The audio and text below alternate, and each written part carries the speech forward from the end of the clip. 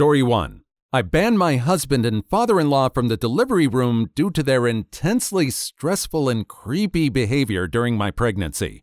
A lot of context. The character limit cuts off, but here's the gist. My husband and I are expecting our first child, which I knew would be a really sensitive issue as his own mother perished in childbirth with him. We met with a marriage counselor to talk things through at the beginning, and he swears he's been seeing his own therapist twice a month throughout my pregnancy. I don't want to call him a liar, but I'm fairly sure he's either not going or not talking about the big issue. He and his father, a hugely active part of our lives, are completely convinced that I'm going to perish in childbirth. They won't openly admit it, but their behavior has reached the point where it's constantly making me feel stressed and uncomfortable. When my husband said, "Please make sure your life insurance is up to date," and "I'd like you to meet with a lawyer and draft a will," I was like, that's kind of intense, but okay if that makes you feel better. When my husband asked me to go through all of my possessions and inventory what I wanted to be saved for the baby versus what I would want to be returned to my family in the event of my passing, I put my foot down and said absolutely not. Too morbid. No way. My father-in-law, who lives a few blocks away and eats dinner with us 2 to 4 times a week, got on my case about how I was making things difficult for my husband in the event that he will be a grieving widower with a newborn. I'm just going to add here that I've had a completely complication-free pregnancy and have no reason to think I will perish screaming in the coming weeks. When I tell my husband this, he calls me paranoid, but I feel like my father-in-law wants me to pass. His whole life identity for the past 35 years has been amazing single dad. Never dated or had close friends or even hobbies, really. And it seems like he's looking forward to being able to guide my husband through what he went through. At this point, I'd honestly be happy to never see my father-in-law again. And I certainly don't want him in the delivery room, especially since he told me he was putting his foot down about me not being allowed to have an epidural or laughing gas. He's a commanding presence, and I know that whatever he wants in the delivery room, he will get. I know, people will say, "Oh, L&D nurses would never let that happen," but you haven't met this man. My husband, in addition to backing his dad on everything, acts like my due date is my passing date, and is completely pulled away from me. Every minute with him is morbid, stressful, and a reminder that our marriage seems to be crumbling. No matter how many times I tell him his behavior makes me stressed and upset, it's just getting worse. And I do not want it around me while I'm concentrating on giving birth. Do I owe it to my husband to let him stress and upset me during labor? Is his presence at the birth more important than a safe and healthy delivery? My therapist says no, but the whole thing has been so weird I feel like I need some outside perspective. Update 1. I'll be completely honest. I forgot the login information from my other account, and fussing about a throwaway online account wasn't the highest priority in my life at this time. Too long didn't read? I had a beautiful and healthy baby girl, and I divorced my ex-husband. I lived, obviously. To get right into it, I was unfortunately right about my suspicion that my ex wasn't going to therapy. I sat down with him and very firmly put my foot down about my mother being my support person in the delivery room alongside him, and that my, thankfully, ex-father-in-law was not to be anywhere near the delivery room. I also was very adamant that I was getting an epidural, and ex-father-in-law had no say about any medical procedures I may take. I also told him that I was seeking my own therapist, as his and his father's actions were worrying me. My ex-husband didn't take it well, to put it simply. I had never heard him shout at me like that, and it scared me a little. My fury outweighed my fear not long after, however. He told me I didn't need a therapist, that he was just trying to be prepared. I admittedly lost my temper and told him that I wasn't going to perish. It wasn't my fault his father's trauma wormed its way into his head, and that he needed to fix it without taking it out on me. He yelled at me that he didn't need therapy. That caught me a little off guard. I asked him why he went to his therapist and was given advice about my passing if he felt he didn't need it. His expression gave it away, and he caved not long after. It turns out there was no therapist. It was just his dad. During the times he was supposed to be at therapy, he was with his dad. I'm still fuming. In the end, I gave him a choice. He could either go to therapy or I was leaving. I had enough of their delusions. He chose to refuse therapy, and I packed my things and stayed with my mother. At that point, I still wasn't planning on divorce. I had hoped that we could possibly fix our marriage, as naive as it sounds. But my ex decided that if he couldn't convince me to go back, then he would get his father and the rest of the family to do it. I had to change my number due to the amount of harassment and vitriol they hurled at me. In the end, it was just my mother in the delivery room as I gave birth. I'm thankful for the nursing staff. They were a godsend, and I felt safe that neither my ex or his father would get even remotely close to the room without my say-so. The divorce is still ongoing, so I can't give too many details on that front, but I have hopes that we can work out a tentative co-parenting agreement. My ex isn't a bad father. He loves our baby girl, but our relationship is done, and as long as I live, ex-father-in-law will never be near my daughter. I'll wrap this up. I've got an adorable little toddler tugging at my leg at the moment. I'm alive, I'm happy, and I've got my baby in my arms. Life is good. Story 2. My mother tried to trick me into joining my sister for dinner after my sister asked her husband to flirt with me as a test. This backfired when they knew that my brother-in-law was in love with me. This is actually crazy, and there's going to be lots of details, so please bear with me. My sister recently got married. It's been about 3 to 4 months. I didn't really see much of them after the wedding, honeymoon, and then back to work. But once a month, our family all gets together and my parents host a huge feast. Since this took place a week ago, it was for the month of August.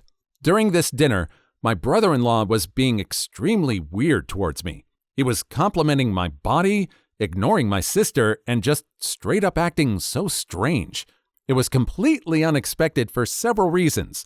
One being his wife was sitting right next to me. 2, he has only been married a few months. Also, he's just never spoken to or about me like that before. I felt really uncomfortable, and I'm sure it transpired to the rest of the room because what the hell? Except it was weird because nobody was pointing anything out. I was extremely confused and just wanted to leave. I left early, but when I got home, I just felt so icky. I don't even know how to describe it. I decided to message my sister and let her know his behavior made me uncomfortable. I told her that it was also concerning that he felt comfortable enough to say these things in front of my parents and brother. I explained that if she didn't feel comfortable being in the middle, I wouldn't mind explaining this to him myself. His behavior was so unnerving that I faced my boyfriend, who was away for work in the U.S. I told him it was weird and how suddenly my brother-in-law's behavior towards me went from that of siblings to this horribly uncomfortable situation. He was ticked, rightfully so. My sister didn't respond to my texts until the next day. She asked to meet up, so I did. I was expecting her to be upset and to have him apologize for what he said. Instead, she admits it was all a test, and I passed. I was confused, to say the least. What did she mean by a test? Passed? Like, what's going on? Turns out, she had her husband do those things on purpose because she wanted to see how I would react if he had said those things to me and meant them. My reaction and choice to message her afterwards told her I could be trusted around him. I was offended, to say the least. Why would she think I couldn't be trusted? Well, let me tell you the, in my opinion, not very valid reason for this lack of trust. My sister has been married before. She was 27 and the divorce was about 10 months into marriage. Her ex was a psycho, to say the least. He had known me longer than he did my sister. I was the one who had introduced them. They got along well and eventually started dating. It looked like the healthiest and most romantic relationship to grace planet Earth, except when they got married. During their marriage, I was staying with them because it was a closer commute to work. They had extra bedrooms and I would pay rent and cook and clean for myself. My underwear, bras and panties would often go missing. It started off small. I just assumed it got mixed up in my sister's laundry and would turn up eventually. But it was happening more frequently to the point I was buying underwear almost weekly. I kept pressuring my sister to admit she was stealing my underwear, and she was adamant it wasn't her. I decided to just ignore it and go about my day. Something I hadn't even considered an option was the real reason. My former brother-in-law was stealing my underwear. I don't know, nor did I want to know what he was doing with it when I found out, but I was so disgusted and confused. Someone I thought was my friend was actually just a perv. He admitted he had never really loved my sister and was just using her to get to me. I was just so creeped out, and I pressed charges against him for his sickening behavior. I was able to get a restraining order, and my sister divorced him almost instantly after finding out. She used something traumatic that happened to me and flipped it to make it seem like I'm the one who was untrustworthy. She claimed I must have strung him along for him to think like that, and this test was just to prove I wasn't doing it again. Safe to say, I was extremely hurt and angry by her response, so I told her to never speak or contact me again if that's what she really thought of me. My family found out and, for the most part, agreed her behavior is crazy. But my mother stood by her actions and said my sister was just trying to protect herself from being hurt again. I told her if she had been honest with me from the start, I wouldn't have been as bothered. There's a right way to approach things and a wrong way. This isn't just wrong, it's also crazy. Why is she so adamant it's my life goal to hurt her?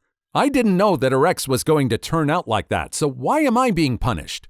She claimed I should have had some indication he liked me, but he really made it seem like he was head over heels for my sister. How am I supposed to know what's going on in someone else's mind? Anyway, the family dinner was earlier for this month as it was the most compatible date for everyone's schedule, yesterday. I told my parents to expect me not to show up if my sister and brother-in-law were going. It wasn't even because I refused to even speak to her again. I had just said that because the situation was so fresh. I told my mother I would apologize when I had cooled down a little. It was just difficult to face them when they made me feel like a horrible person for a situation that was out of my control. My mother assured me my sister wouldn't attend, so I agreed to come. When I arrived, they were both there. It felt like an ambush, and it sort of was. My sister demanded I apologize for my reaction because it was my own fault it happened in the first place. I can't lie. I snapped. I told her she should remove my number and the title of being my sister if she really felt that way. I just need advice because therapy isn't scheduled for another 2 weeks and I feel like I just dreamt a soap opera storyline. I feel kind of bad because I do understand my sister had her trust broken completely by her ex, but I feel like that distrust shouldn't be aimed at me, but the person who actually caused it. And I was the one who introduced her to the a-hole in the first place, so I feel guilty for that already. But I'm failing to see how her schemes to manipulate me into thinking she's been wronged by a husband once again is just far too extreme. I want to apologize her for one reason. Ever introducing that man to her. I really need her to see that I wasn't trying anything when her ex was stealing my underwear. I was just as in the dark as her. How do I go about doing the above? Because I want to put this behind me and move on. I was just about healing from her former marriage, and now this one is also putting me in a very uncomfortable situation. With my sister, my brother-in-law, and my own mother. Any advice on how to tackle apologizing, getting my sister's trust back, and showing her I truly just want the best for her? Update 1. A lot has happened the last couple of days. I've tried to read all the comments and take in everyone's advice. This has been the outcome. I lost a sister and a mother in 2 days. It's heartbreaking more than anything. I had a meetup with everyone. My boyfriend came with me, so I had support during the conversation. Honestly, it was hard to look at any of them for the way they treated me. I'm so thankful to everyone opening my eyes to the crazy behavior exhibited in the first part of this story. In front of everyone, my mother admitted to knowing about the plans from the start. Sister confided in her, and she agreed it was a good idea. She supported her son-in-law by openly harassing her daughter. I'm in complete shock. And it just hurts so much knowing she would condone this, considering she knew how much I was affected by the first husband. She knew I was having a difficult time in therapy. It took me a long time to trust people again after that. And I feel like, once again, my trust has been broken. I don't know how I'm ever going to trust anyone again. I'm really thankful my boyfriend was there to comfort me because it was so hard keeping my composure around them. My sister was not budging at all. She kept maintaining she was in the right. She said the only reason I wouldn't apologize is because deep down I knew what her ex was like. She said I just liked getting attention from him knowing he was married to my sister. She also claimed I overreacted, and if it's acting, then it's not harassment. I told her she shouldn't expect any calls or texts or just not to be contacted by me until I receive the apology I deserve from both her and my brother-in-law. Speaking of, he was pretty silent throughout the whole thing, probably because my father threatened his life if he spoke bad about me. He did say that the only reason he did it was to placate my sister because she kept accusing him of ogling me. But still, no apology from him. My mother, this one broke my heart the most. She told me I was exaggerating and that I should be happy to have passed my sister's test. She actually said the words, "We can all move on now." I was in complete awe, to be honest. How could she think that things would just go back to normal after this? I asked why she was supporting such delusional behavior. She said it was because she loved my sister and wanted her to be happy. I asked her if she loved me as much as my sister. She said yes. It seemed hesitant, but I don't want to read too much into that. I told her I wanted an apology for her schemes. She refused, so I gave her the same conditions I gave my sister and brother-in-law. Until I get an apology, I simply am not speaking to all three of them. As a result, I probably have to go low contact with my brother and dad because they both live with my mother.